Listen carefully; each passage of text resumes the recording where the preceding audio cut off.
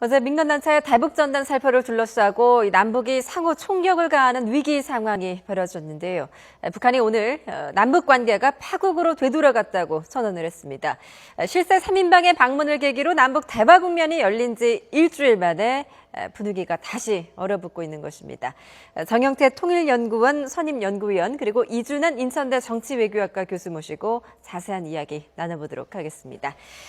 예, 어서 오세요. 예, 안녕하세요. 예. 오늘 이제 무리민족끼리죠. 북한의 대남 선전용 매체인데 남북 관계가 다시 파국으로 되돌아갔다라고 선언을 했습니다. 그러면서 이제 고위급 회담 물 건너간 것이나 다름이 없다라고까지 밝혔는데요. 우리의 존엄성을 중상 모독하는 전단 살포를 감행해서 남북한이 총탄이 오고 가는 엄중한 사태가 발생했다. 그리고 남한의 도전적인 처사 때문에 남북 관계가 파국의 원점으로 되돌아갔고 2차 고위급 접촉은 물 건너간 것이나 다름없게 됐다 이렇게 밝혔거든요.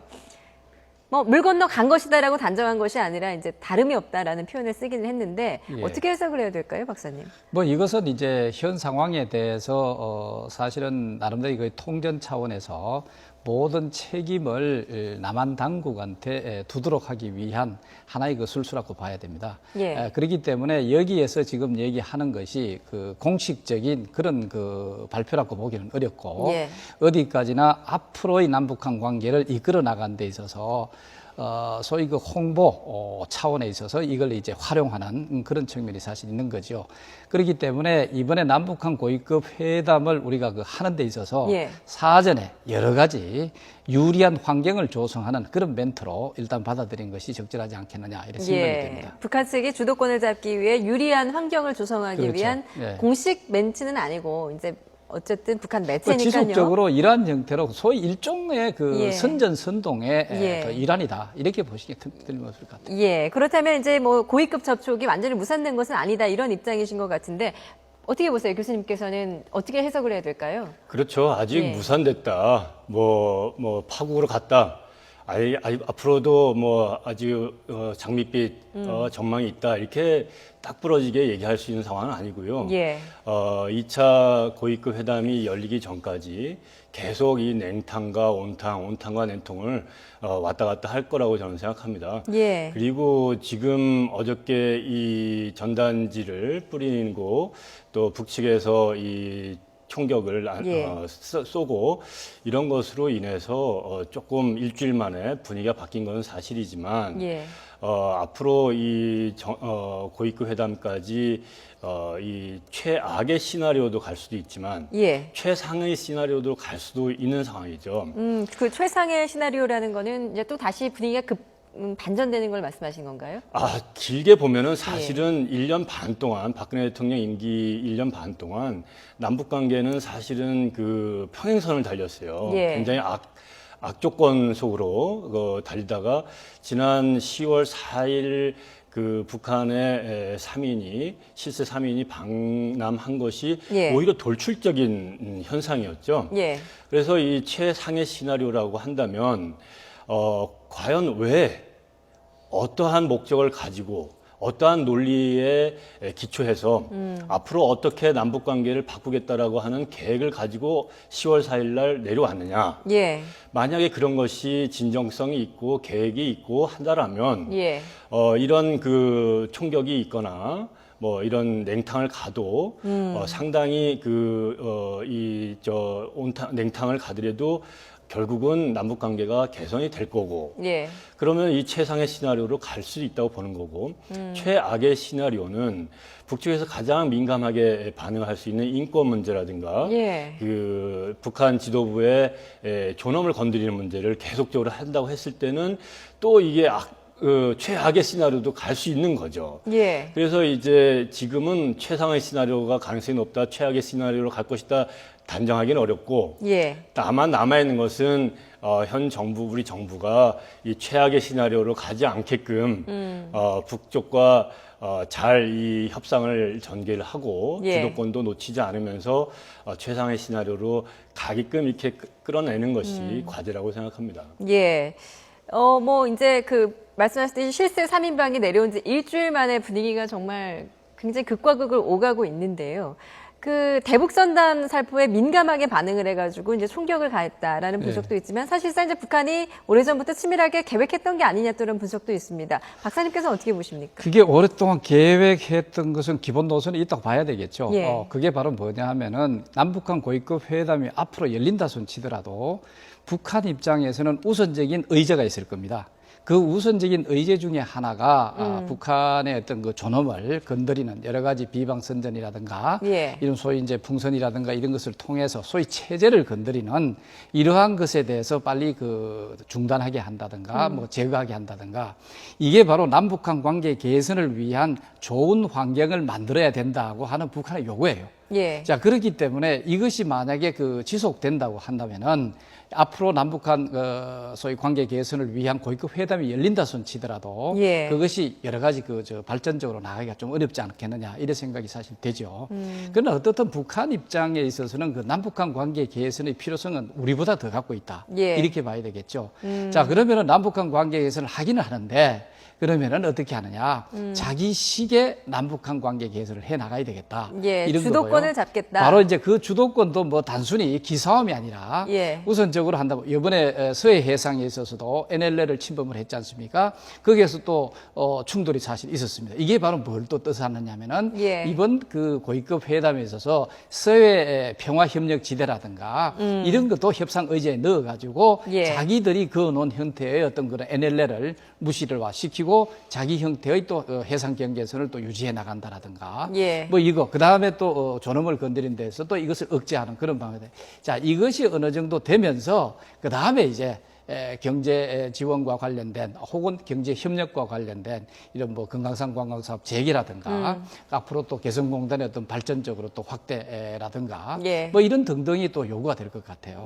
자, 그렇기 때문에 이번에 일어난 것도 우리는 이미 약간의 그 눈치를 사실 채는 차리도록 하는 예. 그런 그 준비성이 필요했다고 봅니다. 그럼 왜 황병서를 앞세워서 재룡회하고 그 다음에 김양근은 충분하게 김양근만 와도 예. 이 남북한 고위급 접촉이라든가 관계 개선을 위한 하나의 메신저로서는 충분합니다. 예, 또 왜냐하면 황병서가 군복을 입고 내려왔었잖아요. 그렇죠. 또 황병서 군복을 입고 황병서가 나타났어요. 이건 바로 뭐냐면 그리고 또 주변에서 이것을 호위하는 형태로 이것도 사실은 어떤 면에 초유의 사태예요. 그러니까 이런 것을 보면 사실은 김정은이가 어떤 의미에서 군복을 입고 예. 이번 아세안 게임에 나타났다. 이게 더 큰 틀림 없습니다. 자, 그럼 김정은이 군복 입고 상징적인 의미다. 그렇죠.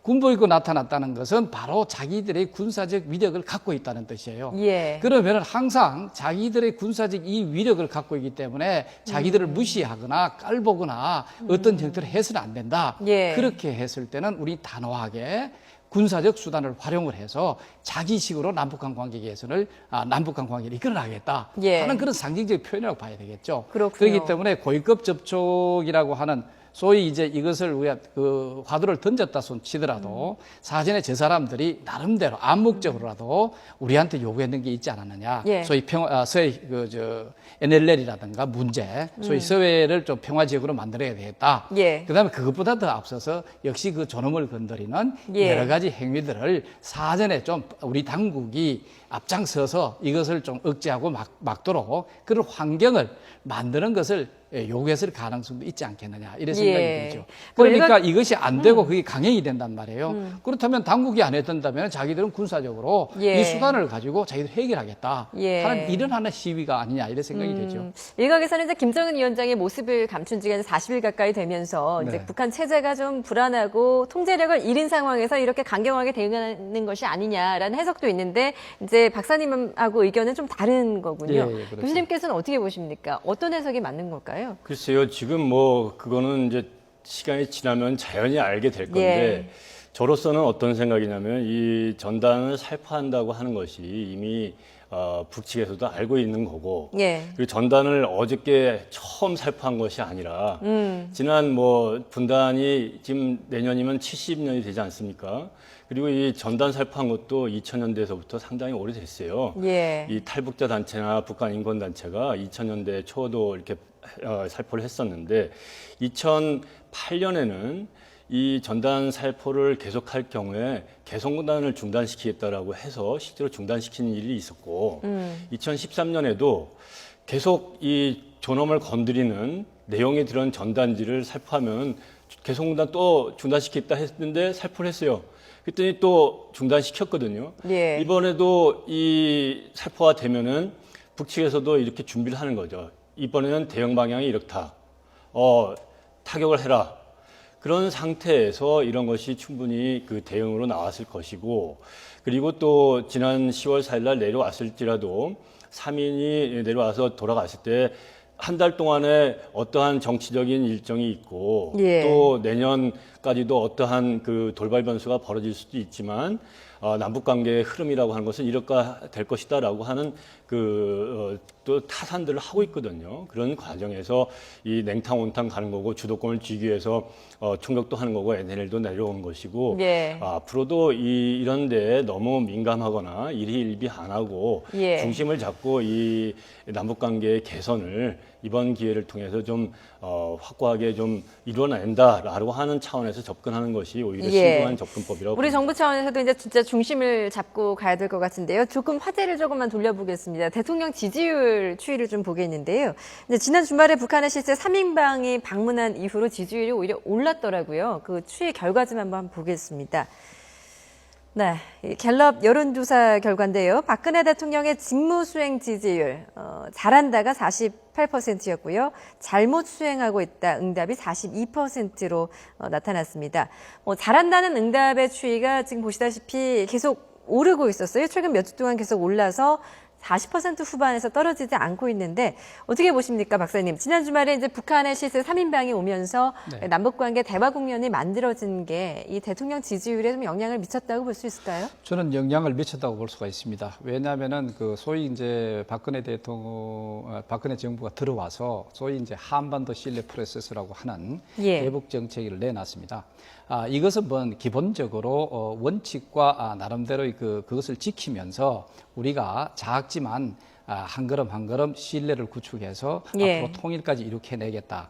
사실 이렇게 해야 되는데 상당한 어떤 기다림이라든가 이런 그런 것들이 사실 많이 필요했어요. 그러니까 이번에 북측에서 이 3인방이 딱 내려왔다면은 바로 이러한 기다림의 정책, 신뢰의 정책 이런 것이 어느 정도 먹혀 들어갔다라고 하는 데 대한 하나의 지지도가 예. 상당한 부분 반영이 됐지 않겠느냐 하는 이런 측면에 생각해 볼 수가 있습니다. 예, 어떤 이제 남북 관계 문제가 이제 굉장히 대통령 지지율에도 영향을 미쳤다고 해주셨는데, 이제 부정적인 응답으로는 소통 부족이나 세월호 관련 수습 미흡 이런 것들이 또 지적이 나왔거든요. 교수님께서는 어떻게 보십니까? 어떤 것들이 많이 지지율에 영향을 미쳤을까요? 이제 대통령의 지지율이 이제 미국이나 한국이나 임기 6개월 또 1년 정도가 되면 지지율이 떨어져요. 예. 근데 한국의 우리 박근혜 대통령 사례는 좀 예외적인 거죠. 브라질의 룰라 대통령도 그렇고 러시아의 푸틴 대통령도 임기 말에 80% 예. 90%를 쳤는데 좀 우리 박근혜 대통령 임기 1년 반이 넘었음에도 불구하고 40%를 넘고 있어서 굉장히 예외적이고 예. 경제가 안 좋으면 지지율이 떨어집니다. 근데 지금 떨어지지가 않고 있어요. 그리고 지난주에 박근혜 대통령의 지지율이 49%였는데 예. 10월 4일 날 3인이 방남한 다음에 이번 주에 여론조사는 48%로 좀 떨어졌어요. 예. 그러니까 실제로는 방남한 것이 지지율에는 영향을 주지 않았거나 이 큰 차이를 못 준 상태에서 내려뜨렸다라고 볼 수 있는 거죠. 예. 전체적인 흐름에서는 이 남북 관계가 이 상당히 반복이 많이 되면서 예. 웬만한 자극이 아니면은 국내 정치에 영향을 미치지 않거나 여론의 동향에 큰 파급력이 없는 것이 최근에 확인되는 바입니다. 예. 아니, 이제 거기에 하나 더 붙이면은 사실은 박근혜 대통령의 소위 지지도 지금까지 높은 수준에 유지하고 있는 상당한 부분이 대북 정책을 잘하고 있다고 하는 것이 차지하고 있다. 이것이 최근에도 많이 나타나 있습니다. 예. 그렇기 때문에 최근에 이러한 소위 해빙 무드의 움직임 이런 것도 우리가 유지시키는데 혹은 조금이라도 그것을 변화시키는 데는 일정한 부분에 영향을 영향을 미쳤다고 봐야 됩니다. 예, 일단 이제 북한의 실세 3인방 방문으로 지지율이 올랐지만 이제 어제 포 사격 이후에 또 정부가 어떻게 대응하느냐에 따라서 또 지지율 추이에도 달라지겠죠. 영향을 미치겠죠. 예, 예. 예, 그 3인방 실세 3인방이 이제 남한을 방문한 이후에 그 네. 5.24 조치 문제에 대해서도 여야가 이제는 좀 풀어야 되지 않냐 이런 여론들이 좀 있었거든요. 근데 또 어제 포격 사격 이후에는 조금 흐름이 바뀐 것도 같습니다. 어떻게 해야 된다고 보십니까? 그런데 아마 기본적인 그 분위기는 바뀌지 않을 겁니다. 예. 왜냐하면 5.24 조치 자체가 남북한 관계를 나름대로 그 좀 제한하는 그런 조치는 분명하거든요. 예. 그래서 그 조치의 필요성 자체 혹은 또 당위성 자체는 뭐 충분히 유지돼야 하나 그러나 그것으로 인해 가지고 여러 가지 형태의 남북한 관계 발전이라든가 이런 것이 완전히 막혀버린다면 문제가 아니냐. 예. 그렇기 때문에 어떠한 형태든지 5.24 조치에 대한 나름대로 수정이라든가 아니면 또 여러 가지 형태 뭐 제한적으로 적용을 한다든가 적용상에 있어서 좀 포용적인 차원에서 뭔가 해야 되지 않겠느냐 하는 이런 움직임이 있을 거예요. 그러나 단순히 이제 이번에 포격 사건이라든가 이런 것이 있음으로 인해 가지고 아마 그런데 힘이 좀 실리기는 조금 어렵지 않겠느냐 예. 하는 생각입니다. 아무래도 그러나 분위기가 좀 앞으로 조금 반전됐으니까요. 나간다면은 충분히 예. 5.24 조치 같은 것은 어떤 형태로든지 이것이 좀 수정이 되거나 이런 것이 요구가 많이 일어날 거예요. 예, 그렇군요. 근데 여권에서는 이제 오늘 보니까 또 실효가 없다, 또 이런 지적도 나오고 있어서 어떻게 보세요, 교수님께서는? 그렇죠. 그런 얘기가 나올 수 있는 것은 5.24 조치라고 하는 것은 2003년, 2010년인가요? 2010년 3월 26일 날 천안함 사건이 일어난 다음에 예.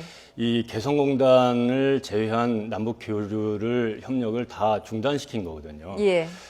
개성공단에서도 이 신규 투자를 못하게 하게끔 했는데 드레스덴 선언에서 이 인도적인 지원, 인프라 지원 이런 데에서 상충되는 측면이 있어요. 예.